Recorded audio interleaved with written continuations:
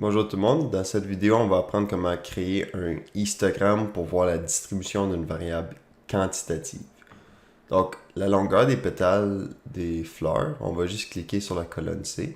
Donc tu cliques sur le C en haut. Maintenant on va aller simplement insérer graphique. Et ici ça crée un nuage de points ou un nuage de dispersion.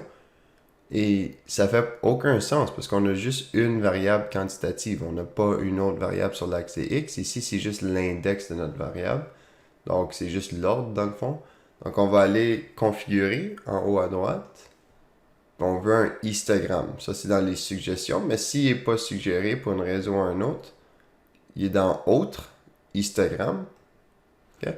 Puis voilà, ça crée un histogramme. Mais maintenant, les axes sont pas à la bonne place. Par exemple, on va aller le changer. Donc ici, titre de l'axe du, on va aller horizontal en premier.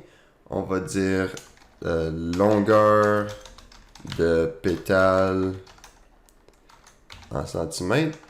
Mon clavier est en anglais, on va changer ça. Pétale en centimètres.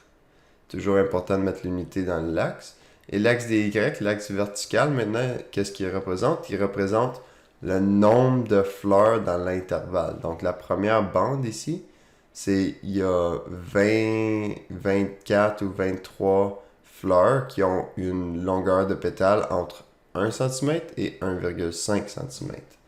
Donc, si on va changer l'axe vertical, ce serait le nombre de fleurs ou la fréquence. Fréquence, c'est un mot qui veut dire ça. Donc, c'est déjà beau. Puis là, on peut changer le titre du graphique. J'aime toujours dire c'est la distribution. Avec les histogrammes, c'est la distribution de longueur de pétales. Pétales de fleurs iris. Voilà.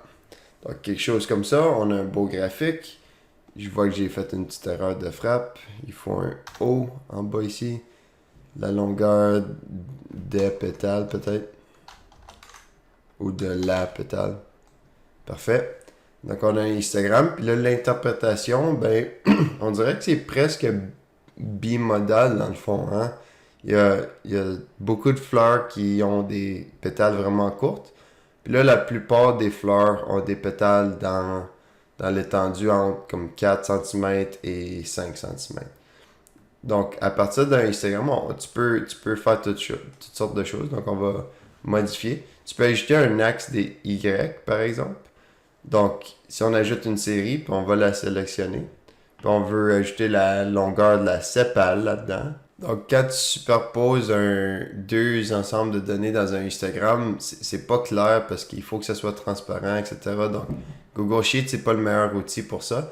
Donc, pour comparer les distributions de deux variables, on va utiliser les boîtes à moustache. Donc, on peut juste enlever la nouvelle série qu'on avait ajoutée.